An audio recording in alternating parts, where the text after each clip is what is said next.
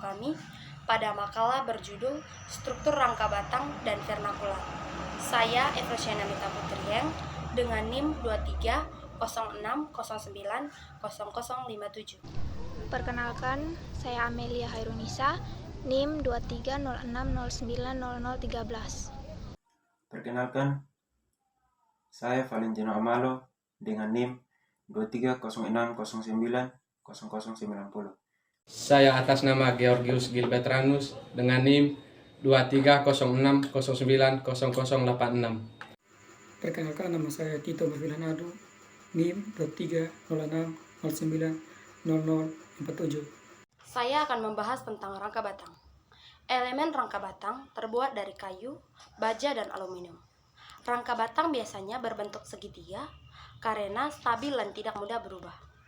Titik baut sebagai sambungan biasanya menggunakan baut, paku, dan kadang dilas. Di sini saya akan menjelaskan tentang prinsip umum rangka batang. Yang pertama, prinsip dasar pembentukan segitiga, yaitu penyusunan elemen menjadi konfigurasi segitiga yang menghasilkan bentuk yang stabil. Adapun konfigurasi segitiga, pertama kekuatan dan kestabilan, dua distribusi beban, dan pengaruh gaya laterai. Di sini saya akan menjelaskan struktur furnikular. Struktur furnikular adalah banyak digunakan dalam perencanaan gedung, yaitu pelengkung dan struktur kabel gantung. Karakteristik dasar struktur furnikular dibagi menjadi beberapa jenis, yaitu bejana atau kufa gravitasi, tegangan dalam optimal, beban murni vertikal, geometri simetri, tahan terhadap beban tanpa penopang, efisiensi material. Struktur furnikular.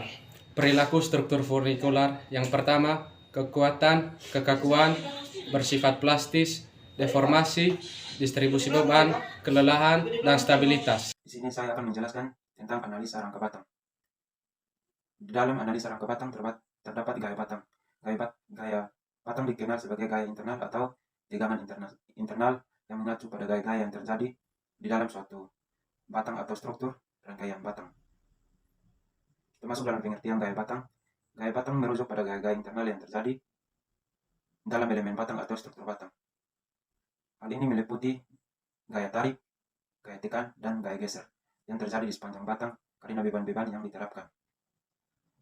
Yang kedua yaitu komponen gaya batang. Yang pertama, komponen tegangan. Tegangan merupakan internal yang berakibat dari beban tekan atau tarik yang diterapkan pada batang. Yang kedua yaitu komponen regangan. Regangan merupakan perubahan panjang relatif suatu batang dibandingkan dengan panjang aslinya sebagai akibat dari tegangan. Komponen yang ketiga yaitu gaya berat. Gaya berat merupakan gaya internal yang terjadi akibat gaya gravitasi yang bekerja pada elemen struktur. Ini harus diperhitungkan terutama dalam analisis struktur yang besar atau dalam keadaan di mana gravitasi memiliki pengaruh signifikan. Yang kedua yaitu distribusi gaya batang. Distribusi gaya batang dalam suatu struktur dipengaruhi oleh beban-beban yang diterapkan seperti geometri struktur dan sifat material, misalnya dalam struktur yang terbebani secara merata. Tegangan cenderung merata di sepanjang batang, namun dalam kasus beban yang tidak merata, distribusi gaya dalam batang dapat berubah. Lanjut, kita masuk ke dalam metode analisis rangka batang. Metode analisis rangka batang adalah teknik yang digunakan untuk menganalisis struktur rangkaian yang dengan memperhitungkan gaya-gaya internal dan respons struktur terhadap beban-beban yang diterapkan. Untuk menyelesaikan perhitungan konstruksi rangka batang, umumnya digunakan metode sebagai berikut. Metode yang pertama yaitu metode Cremona. Metode Cremona adalah suatu grafis yang digunakan untuk menganalisis struktur batang secara grafis. Metode ini dikembangkan oleh ahli teknik sipil Italia yang bernama Luigi Cremona pada abad ke-19, yang mana dalam penyelesaiannya menggunakan alat tulis dan penggaris siku atau segitiga. Kita masuk dalam metode yang kedua yaitu metode keseimbangan cara analisis. Metode keseimbangan potongan atau Ritter adalah metode yang mencari gaya batang dengan potongan atau irisan analisis. Metode keseimbangan titik bohol biasanya digunakan apabila jika ingin mengetahui semua gaya batang, sedangkan metode potongan biasanya digunakan apabila ingin mengetahui sejumlah terbatas gaya batang. Metode yang ketiga itu metode keseimbangan titik bohol. Metode keseimbangan titik bohol pada analisis rangka batang. Dengan metode ini, rangka batang dianggap sebagai gabungan batang dan titik hubung. Gaya batang diperoleh dengan meninjau keseimbangan dan titik hubung.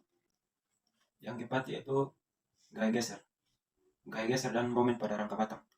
Metode ini merupakan cara khusus untuk meninjau bagaimana rangka batang memiliki beban yang melibatkan gaya momen eksternal serta gaya dan momen tahanan internal pada rangka batang.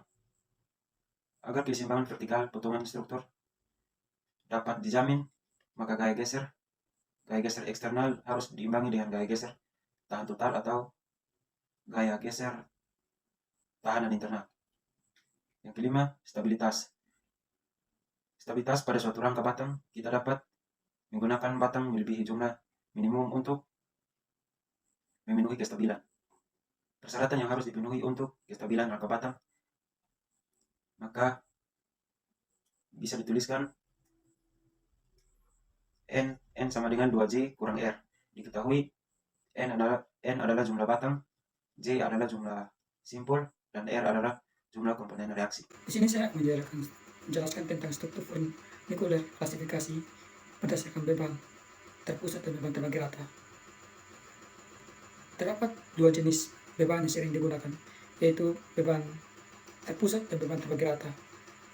Yang pertama, beban terpusat, beban yang diterapkan pada satu titik atau area kecil pada suatu struktur, di mana apabila struktur furnikuler tingginya berkurang akan memberikan beban yang semakin bertambah pada kabel, dan sebaliknya, di mana kabel yang memiliki beban terpusat akan mempunyai segmen-segmen garis lurus, sehingga beban yang terbesar akan memberikan bentuk yang dominan, sedangkan beban terbagi rata, beban yang memiliki intensitas yang sama pada setiap struktur, sehingga gaya yang dihasilkan oleh beban akan seimbang oleh gaya-gaya lainnya. Bentuk pelengkung akan memberikan beban yang sama.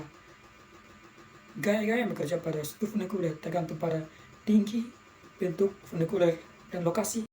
Jadi, kesimpulan dari presentasi kami ini adalah tentang rangka batang dan furnikuler, merupakan dua metode efektif dalam mendukung beban dan memindahkan gaya yang bekerja pada suatu struktur, di mana metode analisis seperti metode elemen hingga metode grafik dan rangka batang digunakan dalam berbagai macam, sedangkan furnikular sering digunakan dalam desain tali gantung dan struktur yang memanfaatkan distribusi tali gantung.